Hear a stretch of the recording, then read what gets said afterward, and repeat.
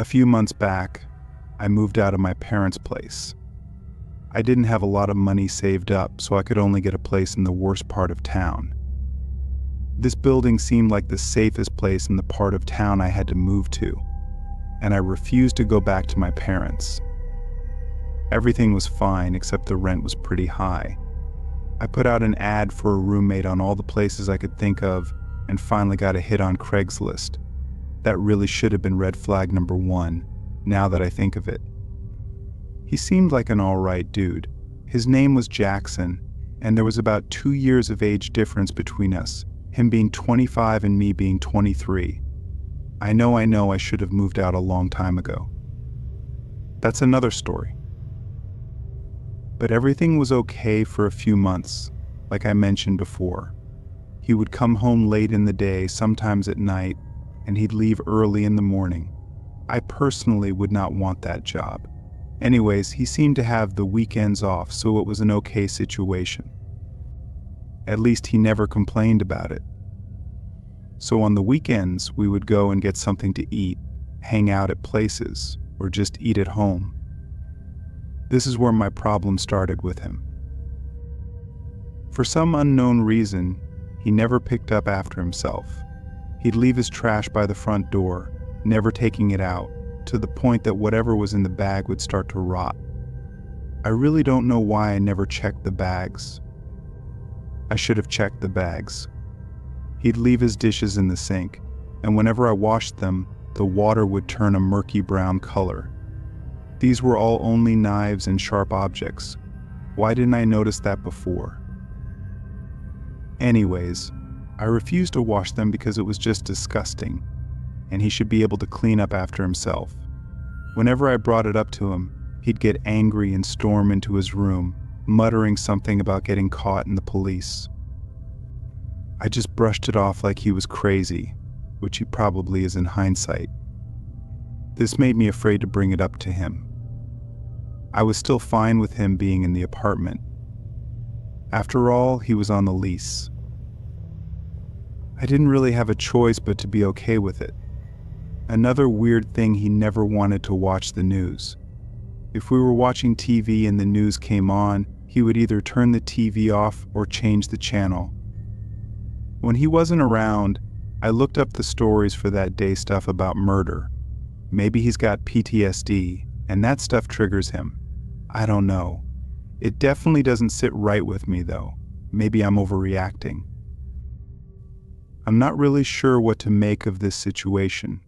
When we go out in public, he's always wearing a mask and sunglasses, as if he's afraid to be seen.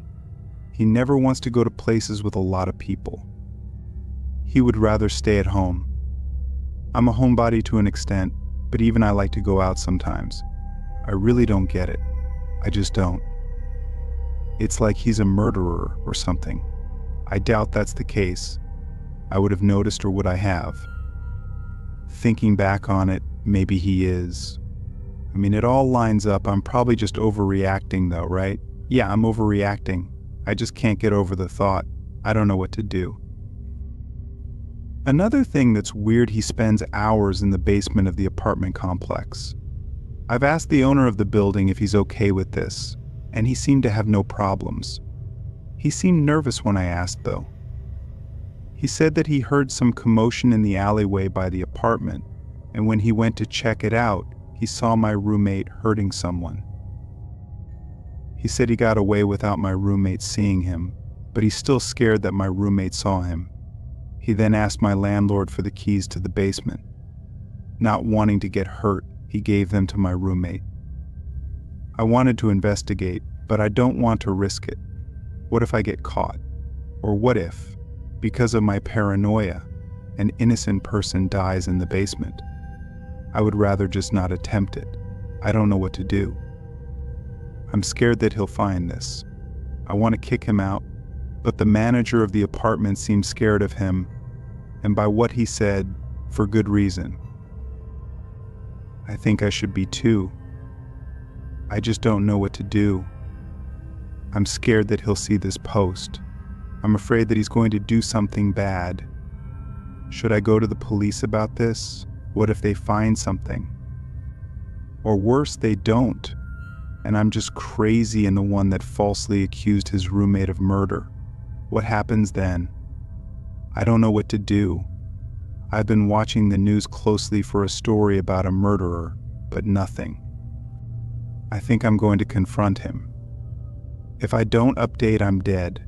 I really hope I'm just paranoid. Oh God, he's here. He's unlocking the door to the apartment. I have to go. These may well be my last words.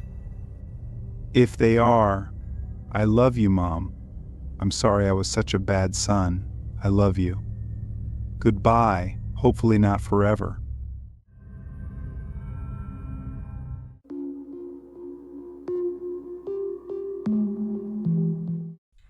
I had a creepy Craigslist experience that took place about 5 years ago. My son was just turning 2, and we had a stroller that he had outgrown. It was a nice stroller, and I thought that instead of just getting rid of it, I could try to sell it on Craigslist. I put it on Craigslist for $50 and was hoping it would sell quickly. A few days went by, and I got an email from somebody interested in buying it. The email was pretty short. It just said, "Is the stroller still for sale?" And it was signed Richard. I responded to him and told him that it was still available, and if he was interested in it, I was available the next day. I sent the message, and not even 5 minutes later, I got a response back. Richard said that he wanted to buy the stroller and asked if he could come over that evening to pick it up. I wasn't doing anything that evening, and I said yes. He then asked me for my address, and I gave it to him. I asked what time he would be coming by, and he said around 6 p.m. I agreed and then waited for him to come by. I was a stay-at-home mom at the time, so I didn't have much to do during the day. I remember cleaning up the house a bit and making sure the stroller was ready for Richard. 6:00 came, and I was waiting for him. At around 6:05, I got an email from Richard saying that he was running a little bit late and that he would be there in about 20 minutes. This wasn't really a big deal to me, and I was fine with waiting a bit longer. I responded to him and said okay. He then emailed me back again and said thanks and that he really wanted the stroller. About 30 minutes later, Richard had still not shown up. I was starting to get a little bit annoyed. I emailed him back and asked him if he was still planning on coming. He responded to me about 10 minutes later and said yes. He was just running behind and asked if he could come by at 7. I thought this was kind of weird because he had said he would be there at 6 and now 7. But I decided to let him come by at 7 because I wasn't doing anything else that night. After waiting until 7:00, Richard didn't show up again. I emailed him and asked him where he was. This time, he didn't respond at all. I got frustrated and decided to email him one last time and told him if he wasn't there by 7:30, I was going to sell the stroller to somebody else. I also asked him to call me if he was still interested in the stroller. I included my phone number in the email and hit send. By 7:30, I hadn't heard anything from Richard and was now really annoyed. I decided to call it a night and forget about the stroller. I planned on maybe putting it back on Craigslist the next day. I made dinner and watched TV and then went to bed. The next day, I woke up early and went online to check my email. I saw that I had several emails from Richard that were sent overnight. The first one was sent around 11 p.m. He apologized for not showing up and said that he would come by the next day. The next email was sent around 1 a.m., and he said he really wanted the stroller and would be there in the morning to get it. After that, there were 3 more emails, all sent within the next hour. They all basically said that he was coming over in the morning to get the stroller and asked if I was home. At that point, I was not really interested in selling the stroller to him anymore. I found his emails to be very strange and off-putting. I didn't respond to him at all and decided to just ignore it. I thought about emailing him back and telling him that the stroller was no longer available, but I didn't. I got my son ready and planned on running some errands that day. When I was just about ready to leave the house, I saw a car pull up in my driveway. I was in my living room, and I looked out the window and saw a man get out. He was about 50 years old with black hair and glasses. He was wearing a white t-shirt and jeans. I watched him walk up to my front door and ring the doorbell. I didn't want to answer it because I knew it had to be Richard. He rang the doorbell again, and after waiting a minute, he knocked on the door. He then stepped back and looked around my yard. I watched him from my living room window and saw him go around the side of my house. This really creeped me out, and I was not sure what to do. I thought about calling the police but decided to wait and see what he would do. He then walked back to the front of my house and knocked on the door again. After a minute, he turned around and walked back to his car. I was relieved when he finally got back in his car and left. But then, about 5 minutes later, he came back and parked in my driveway again. He didn't get out this time, and I saw him sitting in his car. He was looking at my house, and I got really scared. I didn't know what this guy wanted, and I was worried that he might try to break in. I decided to call the police and told them that a man was sitting in my driveway and that I didn't know who he was. I gave them his description and the description of his car. They told me that they would send an officer to check it out. While I was on the phone with the police, Richard got out of his car again and walked up to my door. He knocked again, and I told the police that he was now at my door. They told me to stay on the phone and wait for the officer to arrive. After a couple of minutes, Richard walked back to his car and drove away. I was still on the phone with the police, and they said that they would send an officer to my house anyway. When the police arrived, I told them what had happened and showed them the emails from Richard. They took a report and said that they would try to find out who he was. I never heard anything back from the police, and I never saw Richard again. I ended up selling the stroller to somebody else a couple of weeks later, and I never had any other issues. This experience made me very cautious about using Craigslist, and I haven't used it much since then. It was really scary to have somebody come to my house like that, and I still get nervous when I think about it.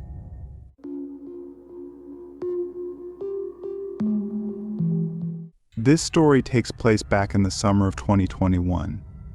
During that time, I had just recently gotten a new car. Before that, I had been driving an old 2004 Chevy Trailblazer, which, if you don't know, is an SUV. I didn't think it would be worth much, but I still decided to sell it on Craigslist. After all, that's where I had bought it years earlier, and I had taken good care of it for the most part. I took some pictures out in my driveway and then listed the car. It ran pretty well and was very reliable, so I knew somebody would be interested. I listed it for $2,000 and waited. I wasn't in a rush to sell it, and it took about 2 days before I got the first response to the ad. The response was from someone asking if the car was still for sale. I said yes, and they texted back asking if they could take a look at it. We then arranged a meeting after the person got off work the following day. I asked for their name, and he said his name was Barry. He said that he got off work at 8 p.m. I suggested that we meet in the parking lot of a nearby Walmart because it was a really big lot. It would also be in a public area because I didn't want a random person showing up at my house. Barry agreed, and the next day, I drove out to the Walmart, which was like 5 minutes away from my house. I got there early and looked around the parking lot. I told him that I was in the very back corner, and you really couldn't miss me. The parking lot was always empty in the back half or so. It was often used for truckers or sometimes RVs to park overnight. The first red flag happened before Barry even showed up.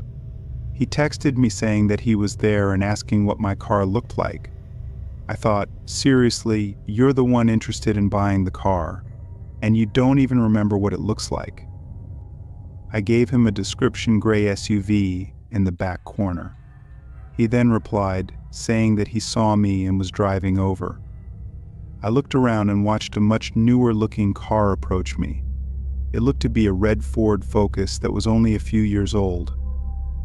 He parked right next to me, and I watched a man get out.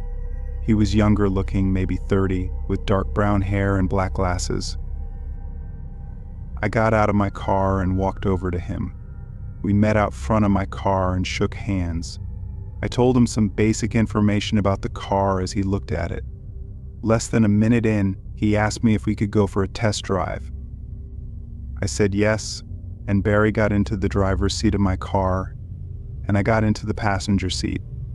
I noticed that he was on his phone a lot in the short time since he had gotten out of his car. Something just seemed a little bit strange about this guy. When he started driving, I asked him if he knew this area and if he could drive on some roads close by. He said that he knew it well, and we left the Walmart and headed to a quieter area.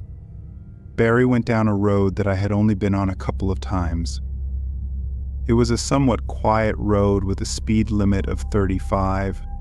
There were some patches of woods here and there, and some buildings that seemed to be industrial. During the drive, things were pretty quiet. I talked about the car for the first couple of minutes, but Barry didn't really respond or say anything back to me. I remember him looking at his phone once while driving, and I told him that he shouldn't do that. He was like, "Oh, sorry," and then he put it away. I asked him how he thought the car was driving and if he liked it. He just said yes, it was good. After maybe 5 minutes of driving, I was starting to think that we should head back. That's when Barry suddenly began slowing down. He then pulled off the road suddenly and into this really crappy looking parking lot.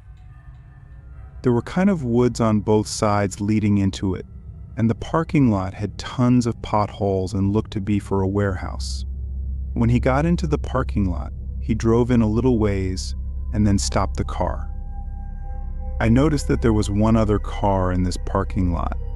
I thought at first maybe Barry just wanted to turn around in there, but when he stopped the car, I was really confused. Barry then shut off the engine and took the key out of the ignition. Then he opened up his driver's door and started to get out. I was really confused and just watching him, wondering what was going on. As he was getting out, he then suddenly yelled at me to get out of the car. I looked to my right and saw 3 men getting out of the other vehicle that was also in the parking lot, and the 3 men were walking towards us. They were maybe 50 feet away. These men started walking at a fast pace, and Barry stepped out in front of my car and then waved at me to get out. I heard him yell at me to get out of the car again. I knew that I was in trouble at that point, and I didn't know what these guys wanted, but I realized something quickly. My car had 2 keys for it, and I had brought the spare just in case I would have sold it that night. It was in my pocket. After Barry saw that I was not getting out of the car, he started walking over to my passenger's door. I figured that he was going to try to force me out. Meanwhile, the other 3 men were now only about 20 feet away. I reached in my pocket and felt for the lock button for the doors. I pushed it, and when Barry got closer, I moved over into the driver's seat of the car. He reached the door and tried opening it, but it was locked. In that moment, I quickly put my spare key into the ignition and started the engine. Barry had the other key still and would be able to unlock it if he got it. When the car started, I saw him reaching into his pocket and saw the other men start running. As soon as the car was started up though, I put it in drive and slammed my foot on the gas. The car jerked away from everyone, and they gave chase on foot for a short time before I sped away. I then made a quick U-turn as the men were now running for their vehicle. I drove out of that pothole-filled parking lot as fast as I could and then back onto the road. I took the very first turn that I saw from that road, and the men were not able to reach me in their car on time. I didn't see them behind me and was able to get away. I went straight back to my house, and when I made it back home, I called the police and reported the whole thing. I told them about the car at Walmart that Barry had left and gave as much information as I could. I later found out that the car Barry used to get to Walmart was found still there and came back as stolen. I'm not sure if Barry and those other guys were ever found. I know that I'm just really glad that I had the spare key with me and was able to get away from them.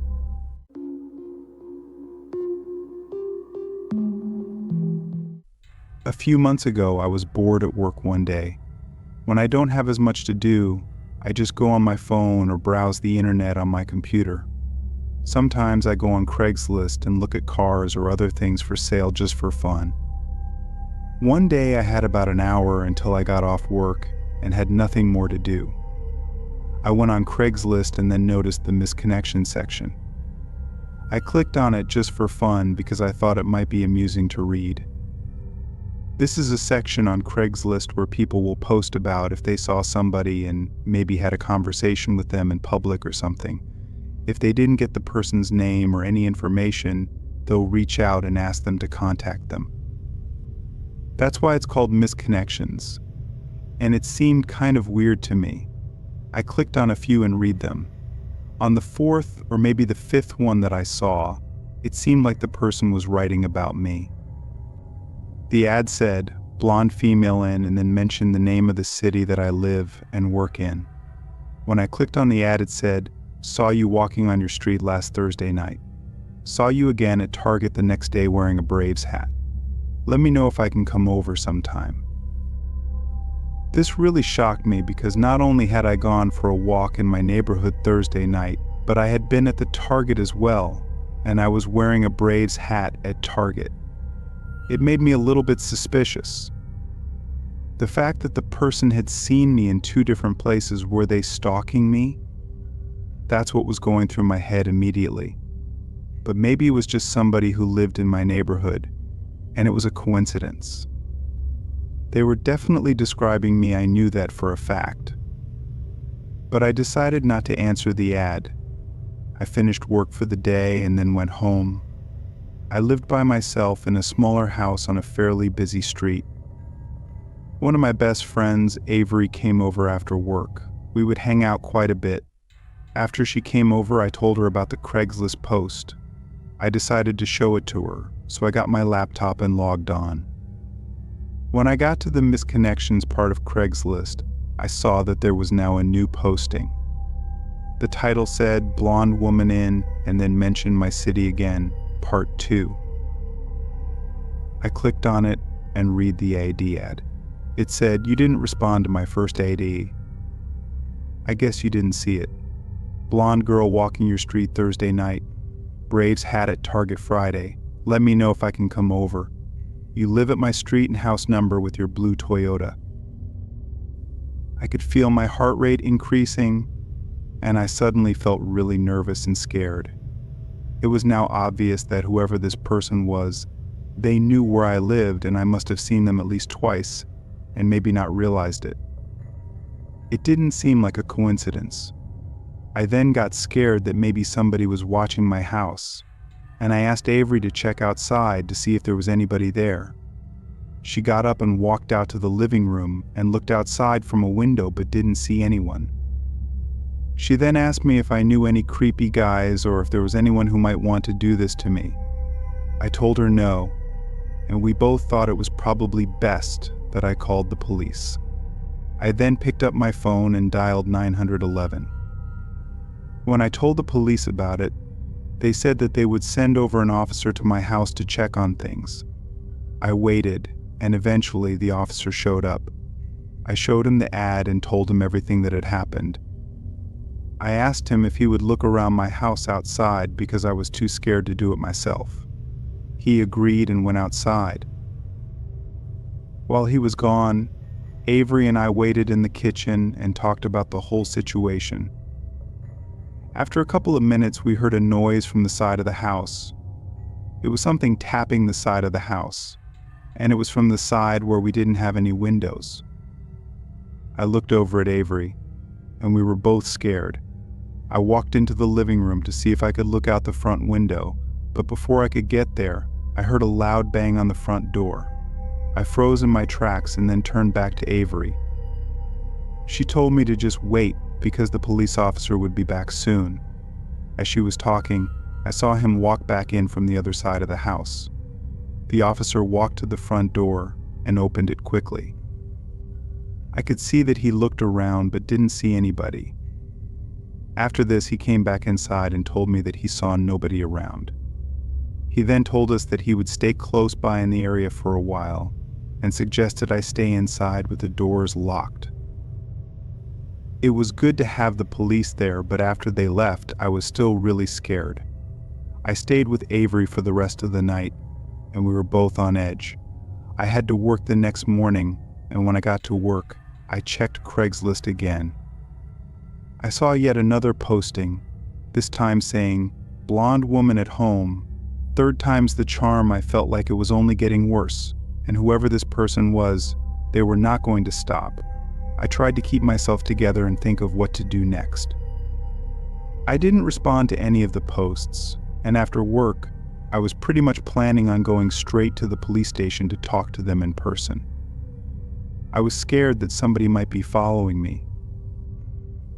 I made it through the day and did my best to act normally. When I got back home, Avery had actually stopped by already and was waiting for me inside. She offered to drive me to the police station, and I was glad to have her around. We then left and went straight to the police station. I met with an officer, and they took my report. I showed them the ads and explained everything that had happened. They told me that they would do everything they could to find the person responsible and help keep me safe. I then drove back home and hoped that things would get better. I kept checking Craigslist for any new posts, and the good news is that I didn't see any new ones. After the police took my report, nothing more seemed to happen. Maybe they were able to find the person or scare them off, but I'm not sure. I never got any answers or heard anything from the police about it.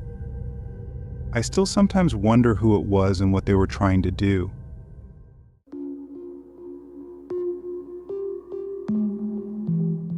As an actor struggling for steady work, I never expected a simple dishwasher repair job to turn into a fight for my life. My name is Mark, and I'm an actor.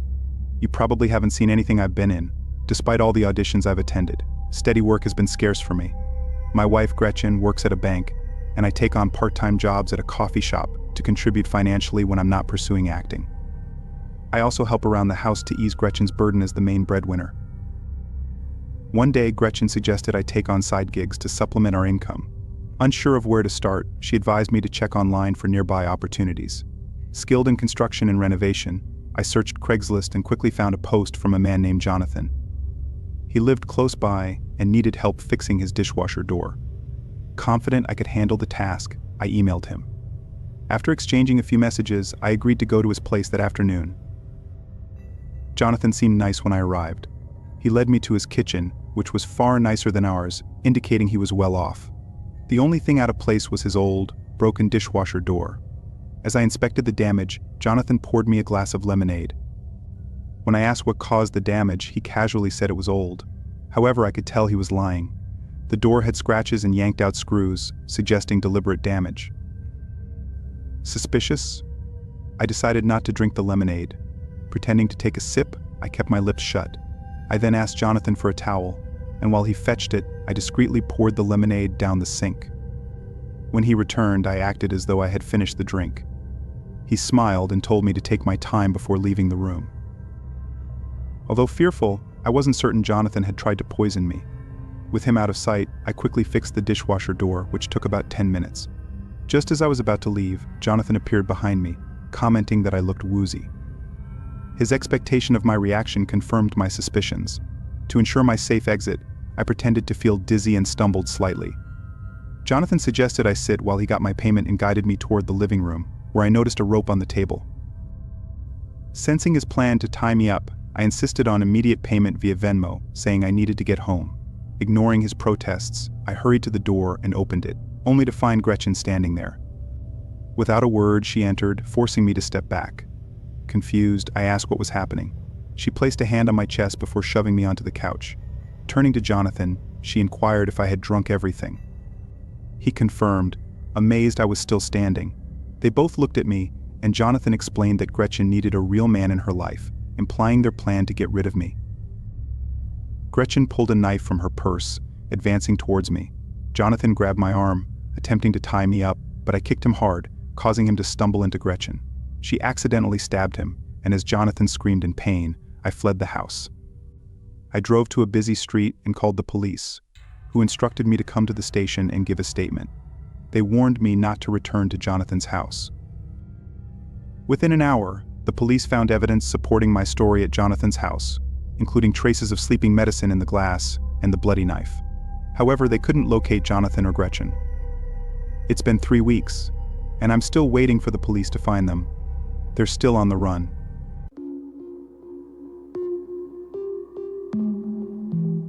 Running into my ex at the store was the last thing I wanted, but what followed was a terrifying reminder of why I left him in the first place. I told her no.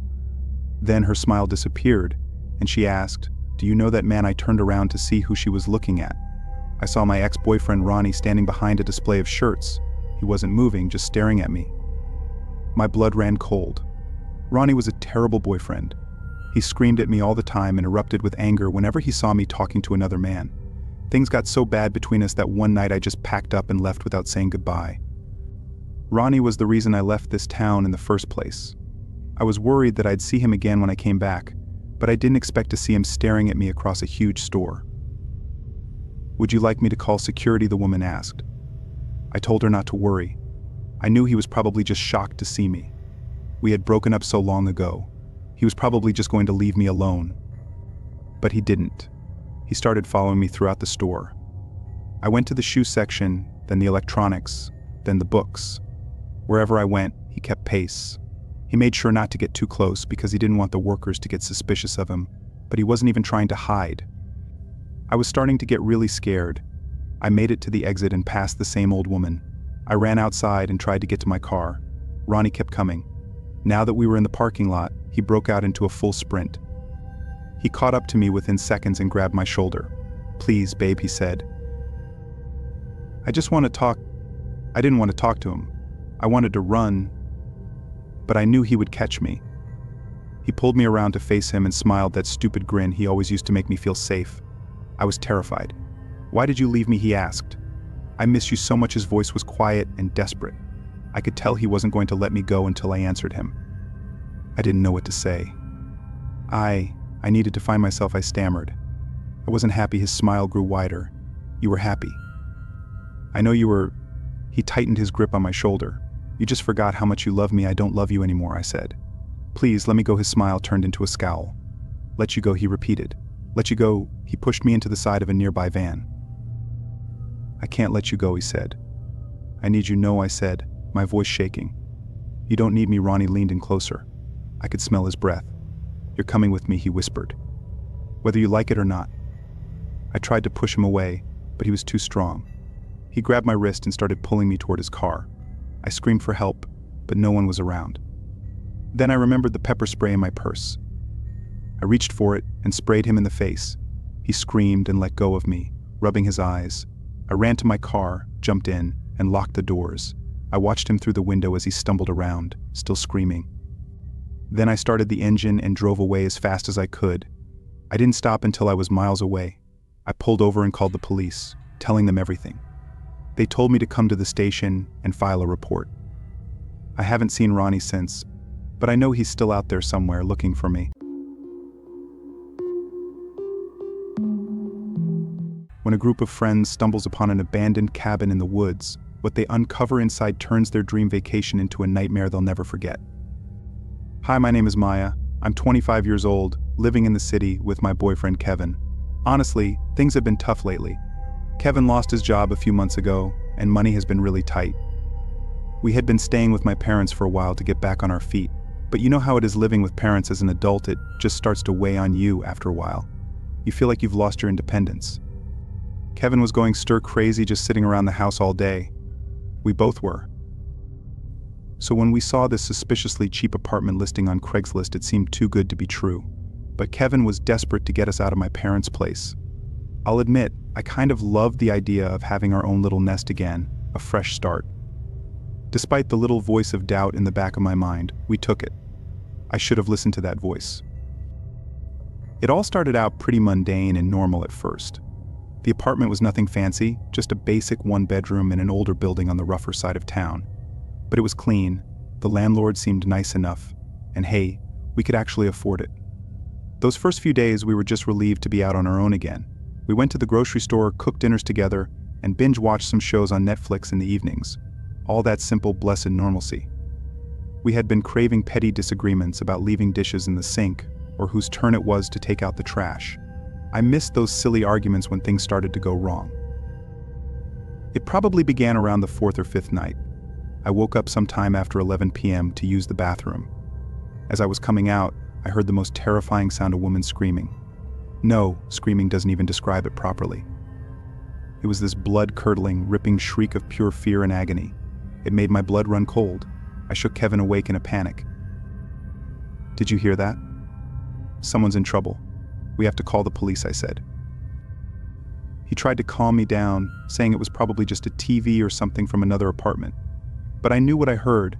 It wasn't normal. Right then, there was frantic knocking at our door, and I nearly jumped out of my skin. Kevin motioned for me to stay back as he carefully went over and opened it a crack. It was our landlord, Mr. Kozak.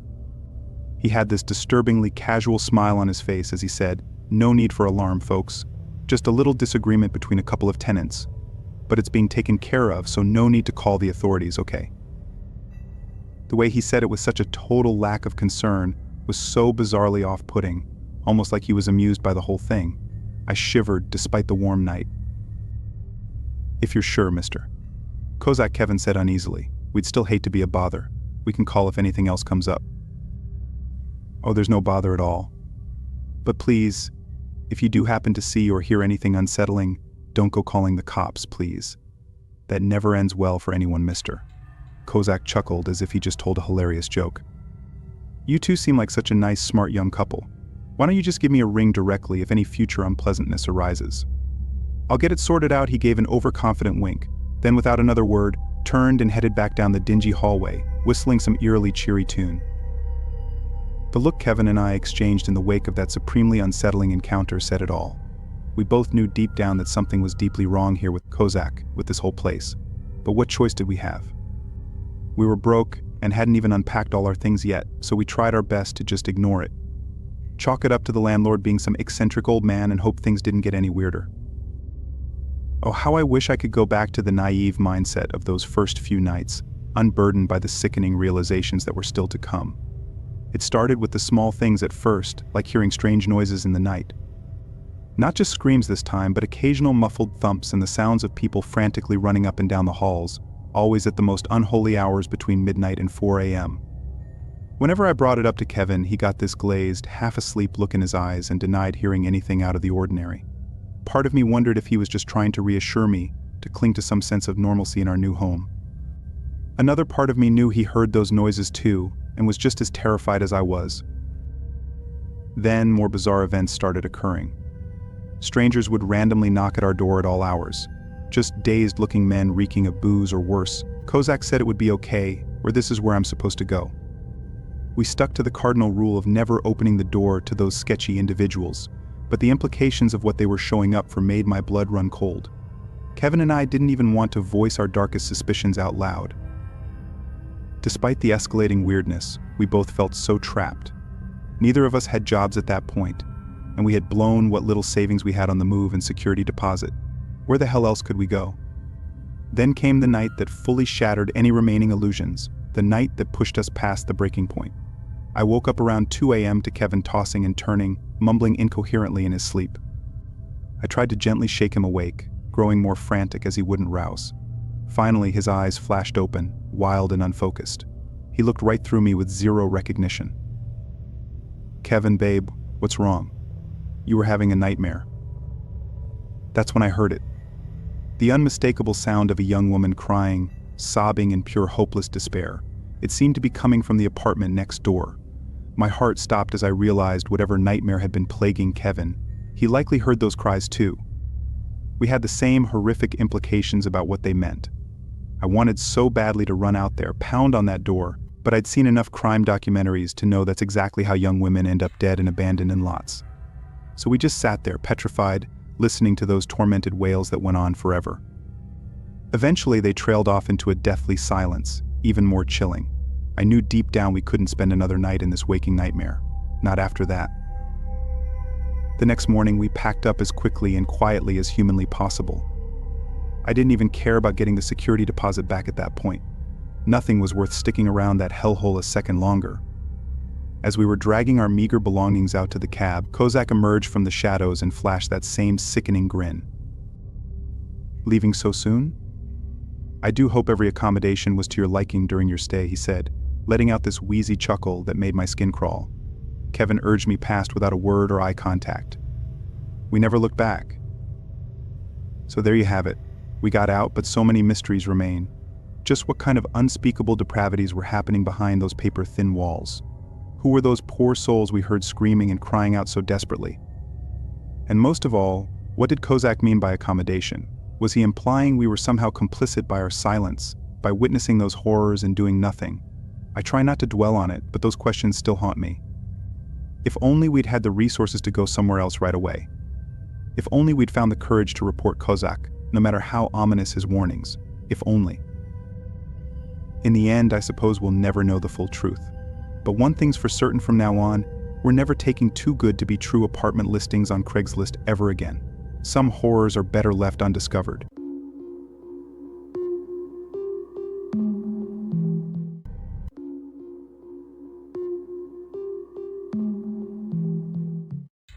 Moving to a new town for a teaching job seemed like a fresh start, until a Craigslist rental offer led me to witness something horrific.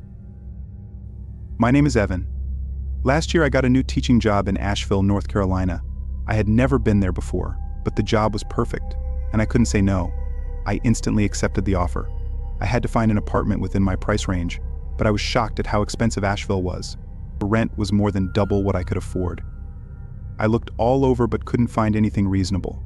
While I was staying in a pretty gross hotel in Nashville, someone suggested I look for places on Craigslist. I had never used Craigslist before and always thought it was a bit sketchy, but I was desperate. So I went to the rental listings and found a guy named Andy who wanted to rent out a room in his condo. I didn't like the idea of sharing a bathroom and kitchen with someone I had never met, but the address was literally down the street from my new job.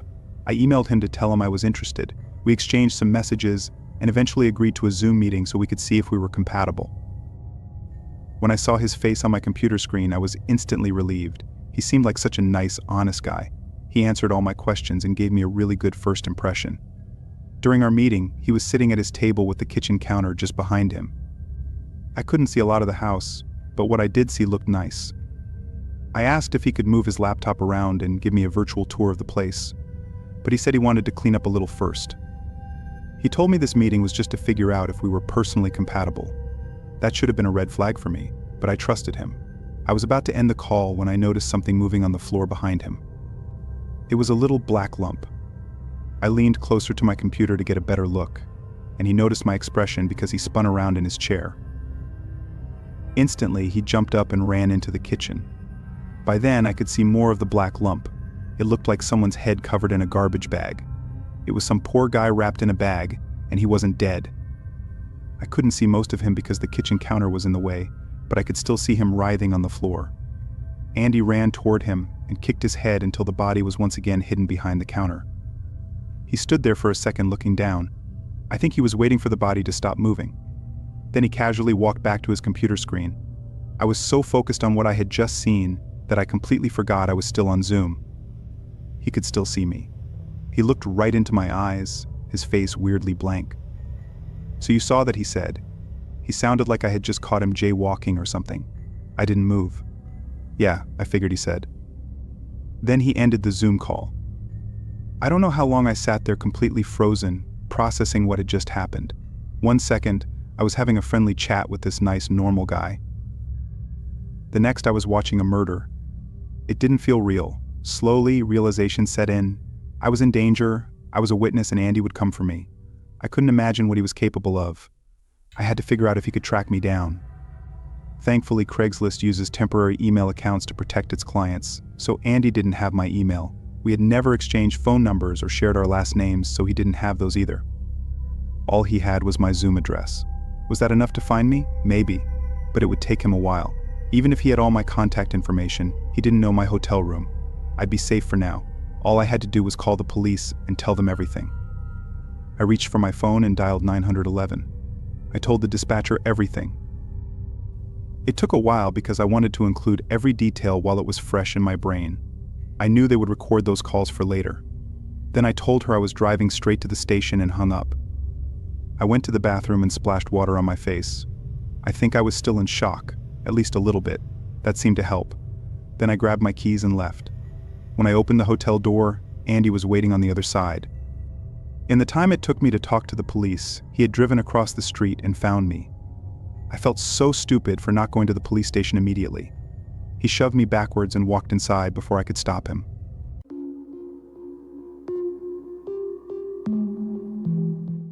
What would you do if you found a hidden compartment in your new car, filled with chilling secrets that suggest the previous owner was a monster? Hey, I'm Martin, but some folks call me Hope. I'm 34 and a software developer living in Seattle. Recently, I've been going through a tough time. My girlfriend Jen and I broke up 6 months ago after being together for 5 years. It was messy, and I'm still not over it. I decided to move and get a fresh start, which included selling my car because it held too many memories of Jen and me. I found a decent deal on Craigslist for a 2015 Honda Civic. I had no idea that buying this car would turn my life into a nightmare. When I met the seller to check out the car, everything seemed normal. The seller, Bill, was a middle-aged guy who was very friendly. He said he was upgrading to a newer model. The car looked good, no major dents or scratches. I took it for a test drive, and everything seemed fine. We finalized the paperwork for $8,500, and I drove my new Civic back to my apartment. A few days later, I decided to clean the interior. That's when I made a disturbing discovery. Underneath the back seat cushions, I found a hidden compartment. It was a small door carved into the trunk area, leading to a tiny enclosed space between the rear seats and the trunk. I couldn't understand why a regular car would have something like this, unless it was for a sinister purpose. When I looked inside the cramped compartment, I felt sick. It smelled of stale sweat and something more sinister. Shining my phone's light inside, I saw streaks of dried brown liquid that looked like blood. Feeling nauseous, I quickly closed the compartment and stepped back, overwhelmed with dread. What terrible things had the previous owner, Bill, done with this vehicle? Had he used the secret room to transport victims he had harmed or killed? The questions swirled in my mind, each more horrifying than the last. I realized I was now connected to something deeply disturbing and possibly criminal. Part of me wanted to go straight to the authorities to report my finding and put as much distance as possible between me and whatever depravity this vehicle had witnessed. But another part of me, influenced by crime shows and horror movies, worried that coming forward might make me a person of interest, even a suspect. So I did nothing for the time being. I tried my best to go about my daily life and not think about the ominous secret compartment, but how could I not? Every time I opened the trunk or slid into the driver's seat, I was assaulted by phantom smells and visions of unimaginable horrors. The subtle stain of dread resurfaced, leaving me uneasy and tormented by morbid hypotheticals. Restless nights were punctuated by vivid nightmares, visions of being trapped in that cramped, sweaty compartment, banging hopelessly on the door, gulping stale air as my cries for help went unanswered. Other times I dreamt I was Bill, a mild-mannered monster calmly shuttling my unspeakable cargo to its grim destination. Awake, I began noticing small details about the vehicle that had previously escaped me. A splotch of reddish-brown discoloration in the trunk lining, strange symbols etched into the underside of the dashboard, and the faint acrid scent of chemicals lingering in the cabin's recirculated air. Each observation fed the cycle of dread and fueled my imagination to even darker places. After a week of inner torment, I decided I couldn't live like this anymore. I would remove the wretched compartment, scrub the vehicle clean of any lingering remnants of its prior purpose, and be done with it once and for all. Armed with a toolkit and a bucket of industrial cleaner, I set about dismantling the hidden room. As I carefully pried away its flimsy wooden panels, I knew my plan was doomed to fail.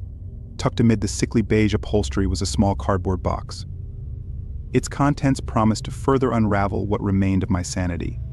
Inside, I found handwritten notes scrawled in what seemed to be chicken scratch.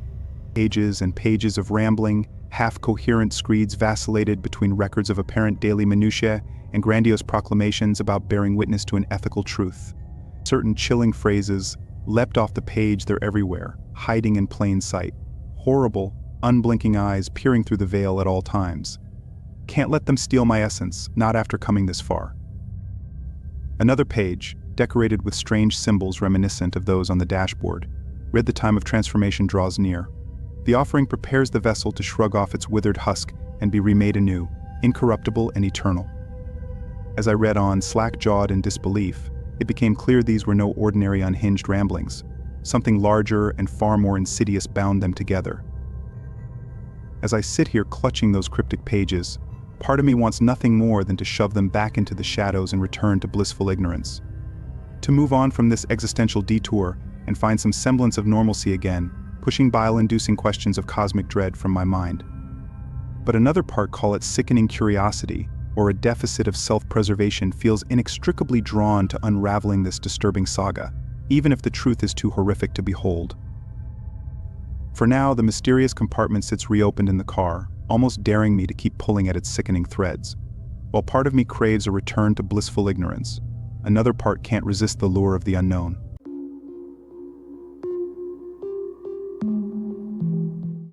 Fixing a broken dishwasher for a stranger seemed routine, until I realized the lemonade he offered might be more than just refreshment. Someone had broken the dishwasher on purpose. It looked like they had hit it with a wrench until the door fell off. This made me suspicious. I looked at the lemonade in my hand and decided not to drink it. Something was off, and I didn't trust Jonathan. Pretending to take a sip, I kept my lips shut. I asked Jonathan for a towel before I started working. While he went to get it, I poured the lemonade down the sink. When he returned with the towel, I acted like I had finished the drink. He smiled and told me to take my time. Then he left the room. Despite my fear, I wasn't entirely sure Jonathan had tried to poison me, so I focused on fixing the dishwasher. While I was working, Jonathan came back into the kitchen. "Are you okay?" he asked. "I was going to take a nap, but I heard you moving." "Oh, I'm sorry," I said. "I didn't mean to wake you." "Don't worry about it," he replied. "I needed to get some groceries anyway. I'm headed out. If you finish early, feel free to use the kitchen and help yourself to any food you want." "Thanks," I said. Jonathan grabbed his keys and left. As soon as the front door closed, I felt relieved. I decided to skip lunch and get the job done quickly so I could leave. I started scrubbing out the filter when I heard the front door open again. Jonathan was back, and I felt nervous. He walked into the kitchen and stared at me. "What are you doing?" he asked. "Just finishing the job," I said. "Then I'll be out of your hair." "You didn't drink the lemonade, did you?" My heart raced. I knew I couldn't lie, but also couldn't tell the truth. "Actually, I didn't," I said. "It was delicious. Do you think you could make me another one?" Jonathan froze. He knew something was up. I saw a flicker of panic on his face. "Sure," he said. "I'll get right on that." He went to the fridge, grabbed a pitcher, and poured me another glass. He handed it to me. "There you go," he said. "Thank you," I said. "This looks even better than the last one." "Glad you think so," he said. I took a big sip, pretending to enjoy it. "Do you mind if I take a nap now?" he asked. "I think I left my watch in your bedroom," I said. "Would you mind if I go get it before you lay down?" He nodded and walked toward the door. I watched him go down the hallway. When he opened his door, I grabbed my phone and texted the police. Then I took another gulp of the lemonade and dropped my glass. The sound of shattering made Jonathan spin around. He saw me clutching my chest and gasping for air. "I think there was something in that drink," I said, collapsing on the floor. Jonathan ran toward me, panic on his face. "What happened?" he asked. "You poisoned me," I said. He got on his knees and checked my pulse, his eyes widening. He tried to talk to me, but I couldn't hear anything. The world was going black. The last thing I saw was Jonathan's terrified expression as the police stormed through the front door.